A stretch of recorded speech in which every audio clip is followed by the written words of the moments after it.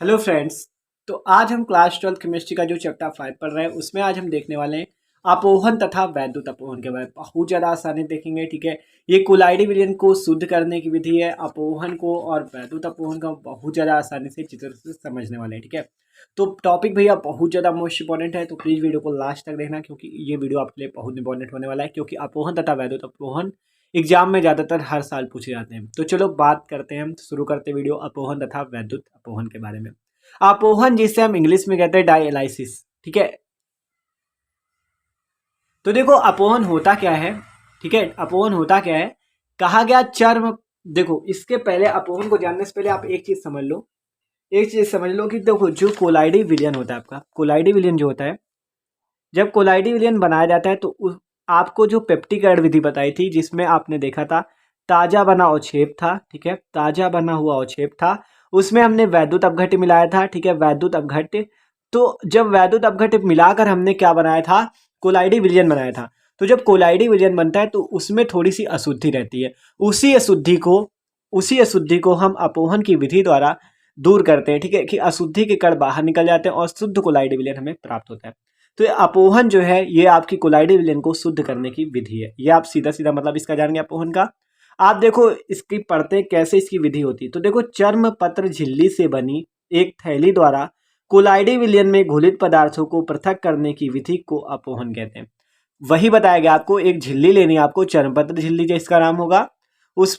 ठीक है, चर्म पत्र झिल्ली से बनी एक थैली लेनी है आपको जिसमें आप कोलाइडी विलयन को भरोगे, जिससे घुलित पदार्थों को आप क्या करोगे, अलग कर दोगे। मतलब जो घुलित अशुद्ध पदार्थ हैं इनको आप अलग करोगे, तो अलग करने की विधि आपकी अपोहन कहलाएगी। ठीक है, तो देख सकते हो आप चित्र, ये आपका चित्र है, तो इसमें देख सकते हो ये आपकी चर्मपत्र झिल्ली से बनी एक थैली होती है। ठीक है, चित्र आप देख सकते हो एकदम आसान है। ठीक है, तो चर्मपत्र झिल्ली से बनी एक थैली होती है जिसपे हम कोलाइडी विलयन को भर देते हैं, जिससे अशुद्धि क्या होती है, बाहर निकल जाती है। ठीक है, तो देख सकते हो ये चित्र है आपका। आप देखते हैं इसकी थोड़ा देख लेते हैं कैसे निकलता है। तो देख सकते हो ये स्टैंड से हमने क्या किया है, चर्मपत्र झिल्ली को लटका रखा है। ठीक है, इसके अंदर, और ये विलयन है आपका जो कि इसमें भरा हुआ है जल H2O। ठीक है, देख सकते हो यहाँ पर से वाटर आपका डाला गया है, बाहर आपका जल है, अंदर इस झिल्ली के अंदर क्या है, चर्मपत्र की झिल्ली के अंदर, इसके अंदर कोलाइडी विलयन भरा हुआ है। देख सकते हो ये जो आपके डार्क वाले हैं, ये जो डार्क वाला है इसे हमने अशुद्धि से दर्शाया है, और ये जो आपका ये वाला दिख रहा है ये आपके कोलाइडी कण है। ठीक है, तो ये कोलाइडी कण है आपके ये वाले, और ये आपकी है अशुद्धि। तो कोलाइडी कण और अशुद्धि इसमें है। ठीक है, तो हमें अशुद्धि को करना है बाहर। ठीक है, तो इधर से देखो हमने एक नली लगा रखी है। तो देखो ये झिल्ली जो होती है, इस झिल्ली से का एक कार्य होता है, ये झिल्ली जो होती है ये आपका कोलाइडी कणों को अपने आप से बाहर नहीं निकलने देती। मतलब कोलाइडी कणों का जो आकार होता है वो इतना छोटा होता है।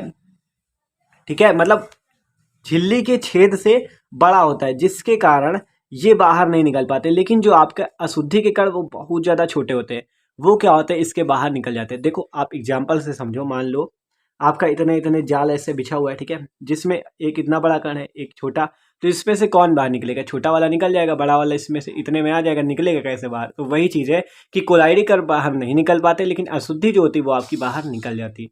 देख सकते हो ये जो जल है आपका, इसमें क्या कोलाइडी कण बाहर नहीं निकले, लेकिन जो अशुद्धि थी वो आपका यहाँ से बाहर निकल के, ये देख सकते हो पूरी अशुद्धि आपकी बाहर निकल जाती है।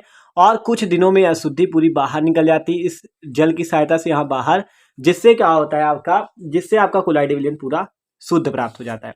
आप इसकी थोड़ा विधि पढ़ते हैं जिससे कि आसानी से समझ में आए।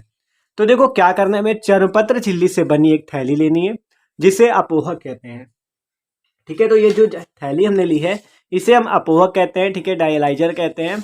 तो देखो चर्मपत्र झिल्ली से बनी एक थैली जिसे अपोहक कहते हैं में कोलाइडी विलयन भरकर उसे बहते हुए जल में निलंबित करते हैं या छोड़ देते हैं। तो देखो हमने क्या किया है, एक चर्मपत्र झिल्ली ली जिसे अपोहक कहते हैं, इसे एक जल में लटका दिया गया है। ठीक है, बहते हुए जल में लटका दिया गया है, कहा गया ना कोलाइडी विलयन भरा गया और बहते हुए जल में निलंबित कर दिया गया है, लटका दिया गया। ठीक है, कोलाइडी विलयन में उपस्थित घुलित पदार्थ, या आप कह सकते हो जो अशुद्धि है, ठीक है, घुलित पदार्थ या जो अशुद्धि मिली हुई है उसमें के कण झिल्ली में से होकर बहते जल के साथ बाहर निकल जाते हैं। क्योंकि इनका आकार बहुत छोटा होता है इसलिए क्या होता है, इस जल के साथ निकलकर पूरा आपकी इस कोलाइडी विलयन वाले से बाहर निकल जाते हैं। ठीक है, तो एक आ गया कोलाइडी विलयन में उपस्थित घुलित पदार्थ के कण झिल्ली में से होकर बहते जल के साथ बाहर निकल जाते हैं। तो इतनी बात समझ में आ गई। पहले क्या किया, एक चर्मपत्र की झिल्ली ली जिसे अपोहक कहते हैं, उसमें कोलाइडी विलयन भरा और उसे जल में लटका दिया। कोलाइडी विलयन में उपस्थित जो अशुद्धि है के कण है झिल्ली में से होकर बाहर निकल जाते हैं जल के साथ। ठीक है, अब आगे पढ़ते हैं। आगे क्या कह रहा है आपका, कुछ दिनों में शुद्ध कोलाइडी विलयन प्राप्त हो जाता है। मतलब जब आपके ये अशुद्धि के कण इससे बाहर निकल जाते हैं, अशुद्धि के कण इससे बाहर निकल जाते हैं जल के साथ, तो क्या होता है कुछ दिनों बाद आप देखोगे तो आपका कोलाइडी विलयन जो होगा शुद्ध प्राप्त हो जाएगा आपको। अतः कोलाइडी विलयन के शोधन हेतु अपोहन विधि का प्रयोग किया जाता है। मतलब शुद्ध शोधन मतलब शुद्ध करने हेतु हम किसका प्रयोग करते हैं, अपोहन की विधि का। तो आपको समझ में आ गया, कुछ नहीं है बस इस टॉपिक पे, एकदम आसान है। आपको एक चर्मपत्र झिल्ली लेनी जिससे अपोहक कहोगे आप, इसमें आपको कोलाइडी विलयन भर देना है जिसमें अशुद्धि के कण मिले हुए हैं। अशुद्धि के कण क्या करते हैं, बहुत छोटा साइज होता है इनका, जिसके कारण इस झिल्ली से बाहर निकल जाते हैं। कोलाइडी कण बड़े होते हैं जिसके कारण ये बाहर नहीं निकल पाते। अशुद्धि के कण इस जल में आ जाते हैं और फिर बहकर बाहर निकल जाते हैं। तो कोलाइडी विलयन कैसा प्राप्त हो जाएगा, शुद्ध, क्योंकि अशुद्धि निकल चुकी बाहर। तो बस इतना आसान टॉपिक था। तो हमें अपोहन तो समझ में आ गया, अब थोड़ा वैद्युत अपोहन के बारे में देख लेते हैं। तो वैद्युत अपोहन क्या होता है, देखो वैद्युत अपोहन का चित्र अब देखते हैं थोड़ा। देखो वैद्युत अपोहन भी आपका पूरा वही होता है, बस इसमें आपको वैद्युत का कार्य कराना है। आपको इलेक्ट्रोड लगा दिए, देखो हमने ये 2 इलेक्ट्रोड लगे हैं, ये क्या है, इलेक्ट्रोड है। ठीक है, आपको करना क्या है, 2 इलेक्ट्रोड लगा देने, एक इलेक्ट्रोड इधर लगा, एक इलेक्ट्रोड इधर। ठीक है, 2 इलेक्ट्रोड लगाने और इसको किसी स्रोत से जोड़ देना है, जिससे इसमें क्या होगा, वैद्युत प्रवाहित होगी। और ये जो क्रिया होती है, बस कुछ नहीं होता, वैद्युत प्रवाहित करनी है, जिससे ये क्रिया बहुत ज़्यादा तेजी से चलने लगती है, बहुत ज़्यादा तेजी से चलने लगती है और आपकी अपोहन विधि तेज हो जाती है, जिससे कोलाइडी विलयन जल्दी शुद्ध हो जाता है। तो चलो वही देखते हैं, थ्योरी पढ़ते हैं। कह रहा अपोहन की प्रक्रिया धीमी गति से होती है, आपको पता है, अभी बताया।